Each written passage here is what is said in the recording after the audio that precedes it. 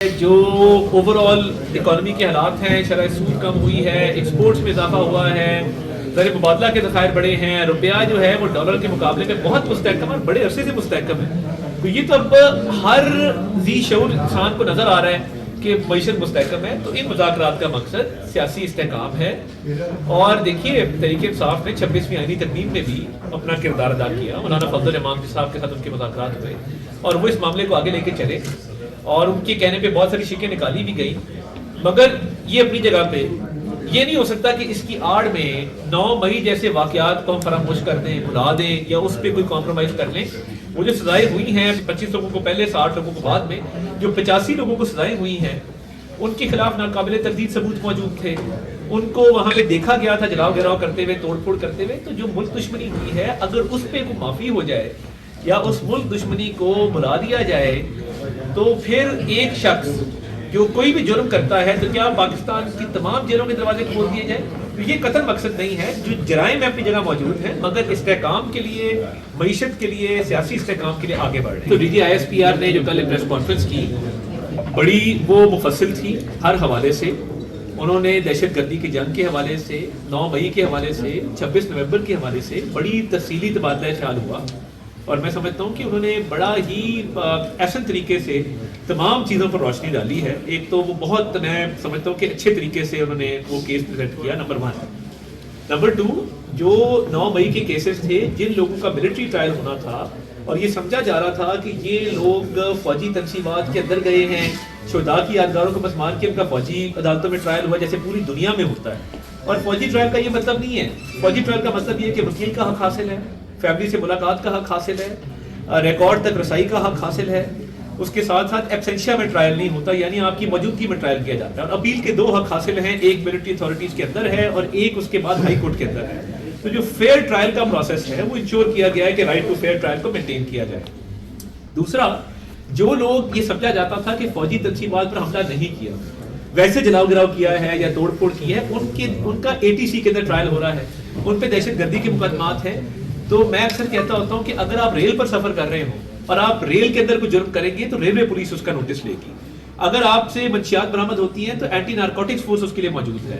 اگر آپ کوئی کرپشن کرتے ہیں تو اینٹی کرپشن کا پرچہ ہوتا ہے. اگر آپ کوئی میگا کرپشن کرتے ہیں نیب کا پرچہ ہوتا ہے اور نیب کے کورٹ میں یہ معاملات جاتے ہیں. ڈرگ کورٹ بھی موجود ہے، FIA کورٹ بھی موجود ہے، نیب کورٹ بھی موجود ہے. ہر طرح کی کورٹ پورے پاکستان میں موجود ہیں. تو جب آپ ایک دفاعی تنصیبات کے اندر جا کے اس پر حملہ کریں گے تو پھر ملٹری ٹرائل ہی ہوگا. تو وہ معاملات چل رہے ہیں کہ ATC کی کورٹ میں کون سا معاملہ ہے، آپ کے ملٹری کورٹ میں کون سا معاملہ ہے. یہ تمام معاملات جو ہیں قانون اور آئین کے مطابق ہیں اور وہ کارروائی آگے بڑھ رہی ہے. اور میں سمجھتا یہ ہوں کہ جو منصوبہ ساز تھے 9 مئی کے اور جو ماسٹر مائنڈ تھا اس کے خلاف بھی جو کیس آگے بڑھنا چاہیے، کیونکہ اجرت میں نہیں ہوا.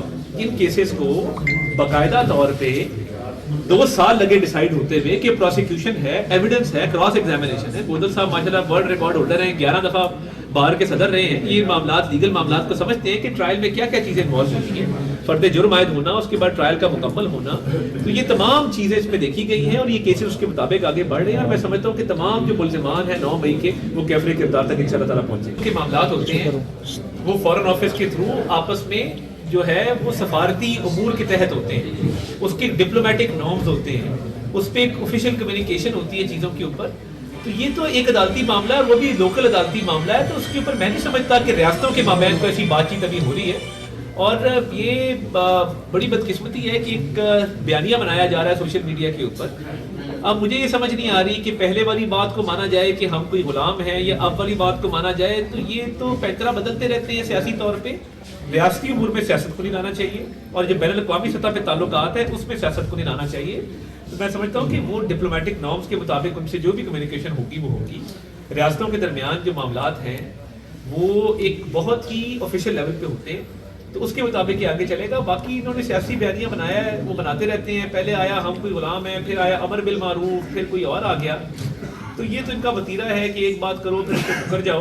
کیونکہ اگر یہ ایک بات کہے کہ اس پہ نہ مکریں تو پھر ان کو ہم کوئی اور چیز کہیں گے، طریقے انتشار بھی کہیں گے. عدلیہ کا اپنا کام ہے، ایگزیکٹو کا اپنا کام ہے، لیجسلیچر کا اپنا کام ہے. کیونکہ میں لیجسلیچر کا اور ایگزیکٹو کا نمائندہ ہوں تو یہ کسی جوڈیشری کے نمائندے سے پوچھیں کہ اس پہ کیا بات ہے. آپ کا بھی تعلق ڈسٹرکٹ وزیر آباد سے ہے. ڈسٹرکٹ وزیر آباد کا باقاعدہ نوٹیفکیشن ہو چکا ہے اور کیا اس کو کب تک فنکشنل کیا جائے گا, اور اس کے ساتھ ساتھ کیا کوئی گکھڑ کو تحصیل بنایا جا رہا ہے؟ میں یہ سمجھتا ہوں کہ وزیر آباد کو ڈسٹرکٹ کی حیثیت حاصل ہوئی اور ہم نے ہمیشہ اس کاز کو آگے لے کے گئے ہیں, اور میں سمجھتا ہوں کہ وزیر آباد میں پراپر جو ہے وہ ڈسٹرکٹ آفس اسٹیبلش ہونے چاہیے, اور پراپر جو فنڈز کی بھی ترسیل ہوتی ہے صوبائی حکومت کی طرف سے وہ بھی ہونی چاہیے, اور اس کو جو ضلع کے تمام لوازمات ہوتے ہیں اس کو پورا ہونا چاہیے.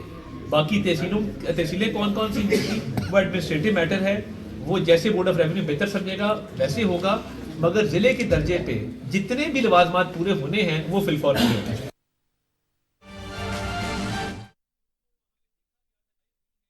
وفاقی وزیر اطلاعات و نشریات عطا اللہ تارڑ کی راہوالی میں میڈیا سے گفتگو, اور ان کا کہنا تھا کہ پاکستان کے زر مبادلہ اور برآمدات میں اضافہ ہوا ہے, معیشت کی بہتری کے لیے سیاسی استحکام ضروری ہے. حولدار کا تو خواجہ سعد رفیق صاحب, میں تو فخر کرتا ہوں ان حولداروں پہ اور ان سپاہیوں پہ جنہوں نے 24 کروڑ پاکستانیوں کو کی زندگی آسان کرنے کے لیے اپنے جانوں کے نذرانے دیے. یہ وہ حولدار اور سپاہی ہیں جو سب سے آگے سینے پہ گولی کھاتے ہیں تاکہ ہم لوگ آرام سے سو سکیں, ہمارے بچے اسکول جا سکیں, ہمارے گھروں میں وہ حالات نہ ہوں جو اس زمانے میں ہوتے تھے. تو حولدار اور سپاہی, آپ کی چیک پوسٹ پہ سپاہی اور حولدار کھڑا ہوتا ہے, آپ کے بارڈر پہ سپاہی اور حولدار کھڑا ہوتا ہے. تو مجھے تو یہ جب لقب ملا تو میں نے اس کو سراہا, اور میں نے کہا کہ یہ خوشی کی بات ہے, چونکہ میں تو کم از کم ان نوجوانوں کو فخر سے دیکھتا ہوں. میں ایک تکلیف دہ بات بھی ضرور کرنا چاہوں گا. ہم لوگ کترا جاتے ہیں 9 مئی کا ذکر کرنے سے. 9 مئی میں جو کچھ پاکستان میں ہوا سوائے فوجی منصوبات کے علاوہ کہیں اور یہ کام نہیں ہوا, نہ گورنر ہاؤس, نہ چیف منسٹر ہاؤس, سارے صوبوں میں. مگر ٹارگٹ اگر بنا تو وہی جگہ بنی جہاں سے پاکستان کی بنیاد کو کمزور کرنے کے لیے بات ہوئی. یہ وہی لوگ ہیں جو جا کے سرحدوں پہ حفاظت کرتے ہیں. ان کے اوپر حملہ کرنا مطلب یہ ہوا جو ہندوستان کی فوج نہ کر سکی وہ کیا گیا. اور پھر ہم بات کرتے ہیں جو لوگ سالہ سال پاکستان نہیں آتے, جو لوگ پاکستان شاید ان کے اتنے روابط نہیں ہیں, جو پاکستان سے باہر بیٹھے ہیں اور یہ جو پاکستان کے اندر بیٹھے ہیں, ان کا بھی ذرا سوچئے. جن لوگوں نے کہا کہ جی ملٹری کورٹس بن گئے, ملٹری کورٹ سے سزائیں ہو گئیں, کیا یہ پہلی دفعہ ملٹری کورٹ سے سزائیں ہوئیں یا کئی 100 لوگوں کو 2018 سے لے کے 2022 اپریل تک جو سزائیں دی گئیں اس کا کسی کو یاد نہیں؟ کیا ان لوگوں نے جو باہر بیٹھ کے سوشل میڈیا کے اوپر ٹویٹ کرتے ہیں, انہوں نے کبھی کشمیر کی بات کی؟ جب آرٹیکل 370 لگایا گیا مقبوضہ کشمیر کے اوپر, کیا انہوں نے غازہ پہ جو بچے, عورتیں, ہسپتالوں کے اوپر حملے ہوئے اور لوگوں کو شہید کیا گیا, کیا انہوں نے تب بھی ٹویٹ کی؟ ایسے لوگ اپنے آپ کو اگر پاکستانی کہتے ہیں, جو لوگ جب پاکستان کے اوپر سینکشن لگنے کی بات ہوتی ہے تو میں تو سمجھتا ہوں کہ وہ پاکستانی نہیں ہے, اور اس معاشرے کو بھی ان کا بائیکاٹ کرنا چاہیے. میں یہ بھی گزارش کرنا چاہوں گا کہ ہم نے یہ ایک سلسلہ چلایا جس میں سعد رفیق صاحب, رانا ثناء اللہ صاحب اور ہمارے سینئر قائدین, میرے سے تو سبھی سینئر قائدین ہیں, ان سب نے سیاسی سلسلہ یہ چلایا کہ تلخیاں اپنی جگہ مگر بات چیت ہونی ضرور چاہیے. اور وہ جماعت جس نے 4.25 سال بات کرنے سے انکار کیا, انہوں نے جب اپیل کی, اپوزیشن نے جب اپیل کی اور ذمہ داری اسپیکر کے دفتر پہ ڈالی تو میرا تو کام یہی تھا کہ میں حکومت پاکستان کو پیغام پہنچاؤں. میرا رول بڑا لمیٹڈ رول ہے, ان کو فیسیلیٹیٹ کرنا, ان کو بٹھانا, ان کی بات چیت کرانا. مگر گفتگو کیا ہوتی ہے یہ ٹریجری اور اپوزیشن فیصلہ کرے گی. تو میں نے جب پرائم منسٹر شہباز شریف صاحب سے بات کی کہ جی یہ اس طرح کا مجھ سے رابطہ کیا گیا ہے, انہوں نے قائد محترم سے مشورہ کر کے انہوں نے اجازت دی اور ایک ہائی لیول کمیٹی بنائی, جو ہائی لیول کمیٹی بیٹھ کے گفتگو کرے گی. مگر اس سے پہلے میں گورنمنٹ کو خراج تحسین پیش کرنا چاہوں گا.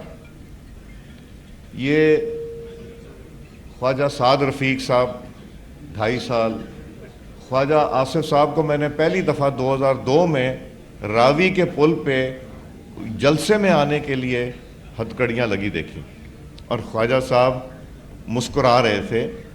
اور خواجہ آصف صاحب کو ہم کچہری جب گئے ان کے ساتھ تو وہاں پہ جو رویہ تھا پولیس کا وہ بھی کچھ شرمندہ سے تھے. پھر اس کے بعد یہ 2018 والی حکومت کے مہمان رہے. رانا ثناء اللہ صاحب, یہ ان کو ان کی آنکھوں میں ایک مسئلہ ہے, اس کو گلوکوما کہتے ہیں, جس سے آنکھ ضائع ہو سکتی. ان کو دوائی نہیں دی گئی, خدا نخواستہ ان کی آنکھ ضائع ہو سکتی تھی. خواجہ آصف صاحب کا ہرنیا کا آپریشن ہونا تھا, بڑی مشکل سے اجازت ملی. مگر جب اپوزیشن کے ممبران MNAs جب حراست میں لیے گئے اسلام آباد سے, تو اگر حکومت نہ چاہتی تو ان کے پروڈکشن آرڈر نہیں ہونے تھے, انہوں نے اسمبلی میں نہیں آنا تھا, انہوں نے اپنے لاجز میں نہیں جانا تھا, چونکہ 4.25 سال کے عرصے میں خواجہ سعد رفیق صاحب, خواجہ آصف صاحب, رانا ثناء اللہ صاحب کو یہ موقع نہیں ملا تھا.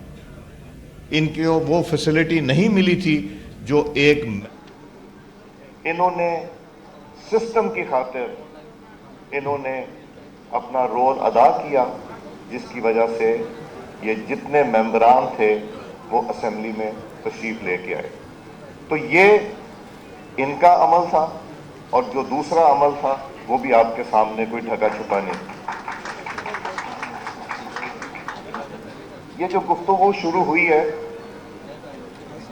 اب ہم تقریباً مارچ سے قومی اسمبلی تشکیل میں آئی, اور مارچ سے لے کے اب تک جو مسائل لوگوں کے ہیں اس پہ سحر حاصل بحث ہونے کے بجائے جب میرے دوست اور بھائی اپوزیشن کے واک آؤٹ کر جاتے ہیں یا اس پہ بحث نہیں کرتے, تو میں ان سے یہی کہتا ہوں کہ آپ اپنا نقصان کرتے ہیں. 26ویں ترمیم میں مجھے کچھ لوگوں نے کہا کہ جی آپ نے ان کو بولنے کا موقع نہیں دیا. میرے پاس ویڈیوز موجود ہیں جس میں بار بار لا منسٹر نے کہا کہ میں اس بل کے بارے میں گفتگو کر لوں تو پھر ان کو اپوز کریں یا سپورٹ کریں, ان کو بات کرنے کا موقع دیا جائے. بار بار ریپیٹ کرنے کے بعد انہوں نے اس کے اوپر بات نہیں کی, اور ایک اچھا ڈیبیٹ جو ہونا چاہیے تھا وہ نہیں ہو سکا. تو اس کا قصوروار نہ اسپیکر کا دفتر ہے اور نہ حکومت ہے. اگر ہم سب مل کے پاکستان کے ایشوز کے بارے میں بات نہیں کریں گے, وہاں پہ عوام کے بارے کے ایشوز کے بارے میں بات نہیں کریں گے, تو یہ اتنی فعال نہیں ہوگی قومی اسمبلی جتنی فعال اس کو ہونا چاہیے. اور کوئی روک ٹوک نہیں ہے اپوزیشن کو بات کرنے کی, اور اگر روک ٹوک نہیں ہے تو آپ بتائیں, حکومت کی کوتاہیوں کو بھی بتائیے, آپ کو بھی بتایا جائے گا کہ آپ نے ماضی میں کیا کیا, تاکہ کوئی ایک ایسی بحث ہو جس سے رستہ نکالا جائے. میں تو یہ بھی ان سے گزارش کروں گا رانا ثناء اللہ صاحب کی ٹیم سے, یہ انہوں نے کہا کہ ڈائریکٹر بھی پروڈیوسر بھی خواجہ سعد رفیق صاحب تو اس کام پہ سالہ سال سے لگے ہیں, اور اس دفعہ بھی اس کام میں ان کا بہت بڑا حصہ تھا. تو میری گزارش یہ ہوگی، رانا ثناء اللہ صاحب اس ٹیم کے ممبر ہیں اور سینئر ٹیم حکومت اور اتحادیوں نے بنائی ہے کہ ہم وہاں چارٹر آف اکانومی کی بھی بات کریں. آپ اپنے مسائل کے ضرور بات کریں مگر عوام کے مسائل کی بھی تو بات کیجئے. کوئی 20-25 سال کی جو شہباز شریف صاحب نے 2018 میں بھی آفر دی تھی، اب بھی دی ہے کہ سب ممبران قومی اسمبلی بیٹھ کے اور یہ فیصلہ کریں کہ اگلے 20-25 سال پاکستان کی معیشت کو کہاں لے کے جانا ہے، اس میں کیا اتفاق رائے پیدا کرنی ہے، اس میں کس طرح بہتری لے کے آنی ہے، سب کی رائے شامل ہو اور ایک وہ ڈاکیومنٹ تیار ہو. وہ بھی اس پلیٹ فارم سے جہاں مذاکرات ہو رہے ہیں وہ رانا ثناء اللہ صاحب سے میں گزارش کروں گا ٹیک اپ کریں. دہشت گردی کا ایشو ٹیک اپ کریں. دہشت گردی صرف مرکز کی ذمہ داری نہیں یا صوبے کی ذمہ داری نہیں، یہ پاکستان کی ذمہ داری اور کلیکٹیو رسپانسبلٹی ہے جس کو ہمیں آگے لے کے چلنا چاہیے. میں مختصر کرتے ہوئے آپ سب کا سعد رفیق صاحب، سعد بھائی، سعد رفیق صاحب کہتے ہوئے بڑا عجیب لگتا ہے، عادت سعد بھائی کی اور سلمان بھائی کی ہے کہ آپ نے یہ موقع بھی فراہم کیا اور جو ہیلتھی ڈیبیٹ کی طرف آپ لے کے جانا چاہتے ہیں. میرا تو خیال ہے ایک زمانے میں یہاں پاکستان ٹی ہاؤس ہوا کرتا تھا جہاں بیٹھ کے گفتگو ہوتی تھی، ڈسکس. اس طرح کا کوئی پلیٹ فارم نہیں رہ گیا. کوئی تو گھر کسی کا ہونا چاہیے جو جہاں کے معززین اور دانشور بیٹھ کے بات کیا کرتے تھے کہ پاکستان کو کہاں لے کے جانا ہے. مجھ سے پوچھیں تو ہماری تو اب اس سٹیج پہ ہے کہ یہ ختم ہو گیا جو سیاسی دور تھا، مگر کچھ تو ایسا کام کر جائیں جس میں پاکستان جس سے فائدہ اٹھا سکے، ہم پاکستان کے نام کو دنیا میں روشن کر سکیں. معیشت بہتری کی طرف جا رہی ہے، انٹرسٹ ریٹ نیچے آ رہے ہیں، ایکسپورٹ بڑھ رہی ہے، ساری چیزیں ٹھیک جا رہی ہیں. ہم ذرا سا پاکستان کے بارے میں اور سوچ لیں تو پاکستان کے لیے جس طرح کہتے ہیں sky is the limit, Pakistan میں کسی چیز کی کمی نہیں. شکریہ سعد بھائی، شکریہ سلمان بھائی، بھابھی میری بہن، شکریہ آپ سب کا شکریہ.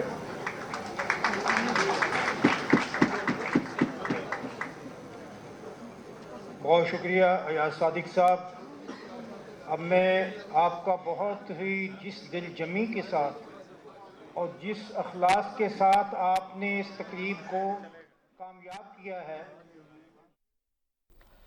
لاہور میں اسپیکر قومی اسمبلی سردار ایاز صادق خواجہ محمد رفیع کی 52ویں برسی کے موقع پر خطاب کر رہے تھے، جہاں انہوں نے کہا سیکورٹی فورسز ہمارے آج کے لیے اپنا کل قربان کر رہی ہیں. سیکورٹی فورسز ہماری سرحدوں کی محافظ ہیں. باہر بیٹھے لوگ ملک کی عزت کو داؤ پر مت لگائیں.